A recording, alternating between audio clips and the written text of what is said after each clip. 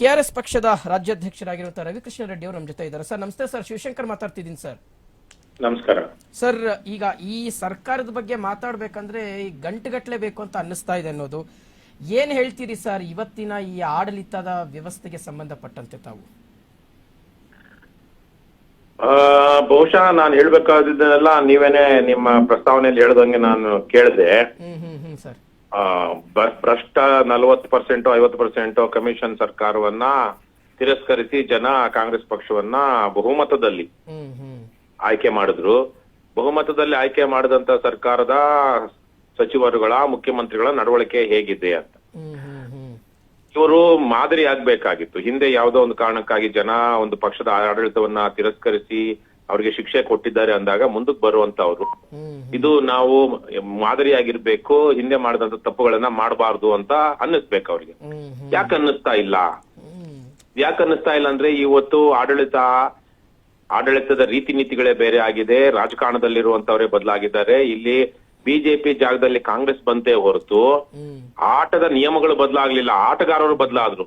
ಯಡಿಯೂರಪ್ಪ, ಬೊಮ್ಮಾಯಿ ಸೇರಿದಂತೆ ಅಥವಾ ಇನ್ನು ಅವ್ರಲ್ಲಿ ಯಾರ್ಯಾರಿದ್ರು ಅವ್ರು ಬದಲಾದ್ರೆ ಹೊರತು ಅವ್ರ ಜಾಗಕ್ಕೆ ಸಿದ್ದರಾಮಯ್ಯ, ಡಿ.ಕೆ. ಶಿವಕುಮಾರ್ ತರದವ್ರು ಬಂದ್ರೆ ಹೊರತು ಇವ್ರದ್ದು ಯಾವ್ದಾದ್ರು ತತ್ವ, ಸಿದ್ಧಾಂತ, ನೀತಿ, ನೈತಿಕತೆ ಬೇರೆ ರೀತಿಲಿ ಕಾಣಿಸ್ತಾ ಇದೆಯಾ ನಿಮಗೆ?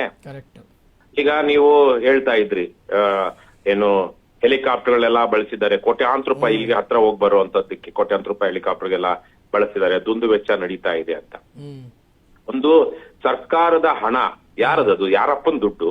ಜನರ ತೆರಿಗೆಯ ಹಣ, ಜನರ ಬೆವರಿನ ಹಣ, ಜನರ ದುಡಿಮೆಯ ಹಣ. ತಮ್ಮ ದುಡಿಮೆಯ ಹಣದಲ್ಲಿ ಒಂದಷ್ಟು ಪಾಲನ್ನ ಸರ್ಕಾರ ಜನರ ಹಣವನ್ನ ಕಿತ್ಕೊಳ್ಳುತ್ತೆ.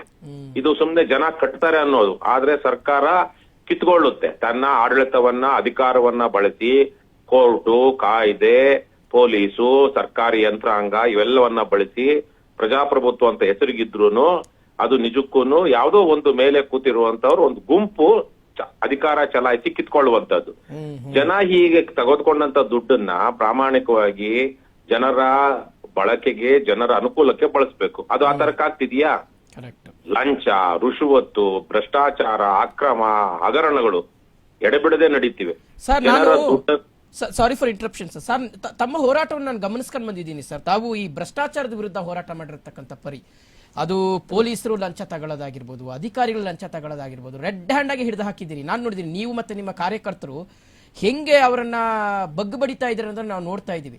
ಅಂದ್ರೆ ಎಲ್ಲೋ ಒಂದು ಕಡೆ ಸರ್ಕಾರದ ಮಟ್ಟದಲ್ಲಿ ಸಚಿವರುಗಳೇ ಭ್ರಷ್ಟಾಚಾರದಲ್ಲಿ ಸಿಕ್ಕಾಕತಾ ಇರ್ತಕ್ಕಂಥದ್ದು, ಜೈಲಿಗೆ ಹೋಗ್ತಾ ಇರ್ತಕ್ಕಂಥದ್ದು ಇದೆಯಲ್ಲ ಸರ್, ಬಹಳ ವಿಪರ್ಯಾಸ ಅನ್ನಿಸ್ತಾ ಇದೆ. ಯಾಕೆ ಅಂತ ನೀವು ಯೋಚನೆ ಮಾಡ್ಬೇಕು. ಯಾಕೆ ಅಂದ್ರೆ ಇವತ್ತು ಹಣದ ಮೇಲೆ ರಾಜಕಾರಣ ನಡೀತಾ ಇದೆ. ಹಣ ಹಂಚಿದ್ರೆ ಮಾತ್ರ ಜನ ನಮಗೆ ವೋಟ್ ಹಾಕ್ತಾರೆ ಅನ್ನುವಂತಹ ಒಂದು ತೀರ್ಮಾನಕ್ಕೆ ರಾಜಕಾರಣಿಗಳು ಬಂದ್ಬಿಟ್ಟಿದ್ದಾರೆ. ಅದೇ ತರಕ್ಕೆ ಒಂದು ವರ್ಗದ ಜನ, ಅದು ನಾನಾ ತರಹದ ಜನ, ಆದ್ರೆ ಅವ್ರನ್ನೆಲ್ಲ ಸೇರಿಸಿ ಒಂದು ವರ್ಗ ಅಂತ ಮಾಡಬಹುದು. ಹಣ ಕೊಟ್ರೆ ಮಾತ್ರ ನಾವು ವೋಟ್ ಹಾಕ್ತಿವಿ, ಅಥವಾ ನಮ್ಗೆ ಹೆಚ್ಚು ಹಣ ಯಾರು ಕೊಟ್ಟಿದಾರೋ ಅವ್ರಿಗೆ ವೋಟ್ ಹಾಕ್ತಿವಿ ಅನ್ನುವಂತಹ ಒಂದು ಹೀನಾಯ ಸ್ಥಿತಿಗೆ ತಲುಪಿಬಿಟ್ಟಿದ್ದಾರೆ. ಜನರ ನೈತಿಕತೆಯನ್ನ ಎಚ್ಚರಿಸಬೇಕಾದಂತಹ, ಅವರ ನೈತಿಕತೆಯನ್ನ ಕಾಪಾಡಬೇಕಾದಂತ ನಮ್ಮ ರಾಜಕಾರಣಿಗಳು ಪರಮ ನೀಚ ಕೃತ್ಯದಲ್ಲಿ ತೊಡಕೊಂಡಿರೋದ್ರಿಂದಾಗಿ ಇದು ಆಗ್ತಾ ಇದೆ. ಈಗ ನೋಡಿ, 3 ದಿವಸದಿಂದ ನಿಮ್ಮದೇ ಒಂದು ಮಾಧ್ಯಮಗಳು ಇವತ್ತು ಹೇಗೆ ಅದಕ್ಕೆ ಸಾಥ್ ಕೊಡ್ತಾ ಇವೆ ಅನ್ನೋದಕ್ಕೆ. 3-4 ದಿವಸಗಳ ಹಿಂದೆ ಒಬ್ಬ MLA ರೆಡ್ ಹ್ಯಾಂಡ್ ಆಗಿ ಅರೆಸ್ಟ್ ಆಗ್ತಾನೆ, ಲಂಚ ತೆಗೆದುಕೊಳ್ತಿರುವಾಗ. ಸರ್ಕಾರಿ ಕಾಮಗಾರಿಯನ್ನ ನೀನು ಮಾಡಬೇಕು ಅಂದ್ರೆ ಅದಕ್ಕೆ ನೀನು ನನ್ಗೆ ಇಷ್ಟು ಕಮಿಷನ್ ಕೊಡ್ಬೇಕು ಅಂತ. ಎಷ್ಟು ಮಾಧ್ಯಮಗಳಲ್ಲಿ ಇದು ಚರ್ಚೆ ಆಯ್ತು. ನನಗಂದಂಗೆ ಬಿಜೆಪಿ ಬಹಳ ಚೆನ್ನಾಗಿ ಮೀಡಿಯಾ ಮ್ಯಾನೇಜ್ ಮಾಡಿದೆ. ಕಾಂಗ್ರೆಸ್ನವರು ಒಂದು ಮಾತಾಡ್ತಾ ಇಲ್ಲ. ಬಿಜೆಪಿಯವರು ಕೆಲವೊಬ್ರೆಲ್ಲ ಏನಂತಾರೆ, 5 ಲಕ್ಷ 6 ಲಕ್ಷಕ್ಕೆಲ್ಲ MLAಗಳು ದುಡ್ಡು ತಗೊಳ್ತಾರೆ ಅಂತಾರೆ. ಅಂದ್ರೆ ತಗೊಳ್ಳೋದು ದೊಡ್ಡದು ಅಂತ. ಹೀಗಿರುವಾಗ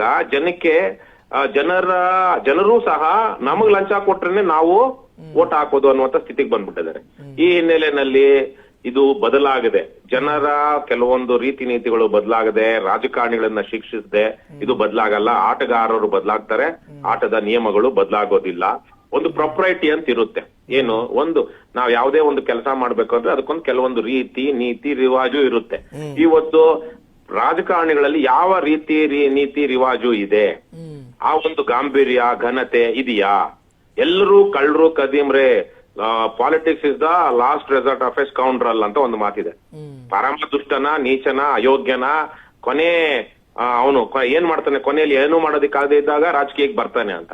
ಅದು ಇವತ್ತು ಸತ್ಯ ಆಗ್ಬಿಟ್ಟಿದೆ. ನಮ್ಮ ರಾಜ್ಯದಲ್ಲಂತೂ ದುಡ್ಡಿರುವಂತವ್ರು ಮಾತ್ರ ಗೆಲ್ಲೋದಿಕ್ಕಾಗ್ತಾ ಇದೆ.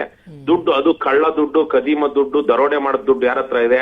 ಹಾಲಿ ಶಾಸಕರ ಹತ್ರ, ಅಥವಾ ಈಗ ತಾನೇ ಸೋತಿರುವಂತ ಶಾಸಕರು, ಮಂತ್ರಿಗಳ ಹತ್ರ.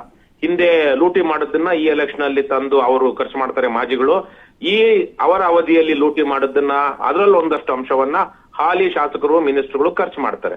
ಹೀಗಿರುವಾಗ ಪ್ರಜಾಪ್ರಭುತ್ವ ಇದೆಯಾ? ಇಲ್ಲಂತದ್ದು ಕುಟುಂಬ ರಾಜಕಾರಣದ ಕೆಲವೇ ವ್ಯಕ್ತಿಗಳ ಹಿಡಿತದಲ್ಲಿರುವಂತ ರಾಜಕಾರಣ. ಹಾಗಾಗಿ ನಾವೆಂತೆಂತ ದೊಡ್ಡ ವಿಚಾರಗಳು ಮಾತಾಡಿದ್ರು ಅದು ಲೆಕ್ಕಕ್ಕೆ ಬರ್ತಾ ಇಲ್ಲ.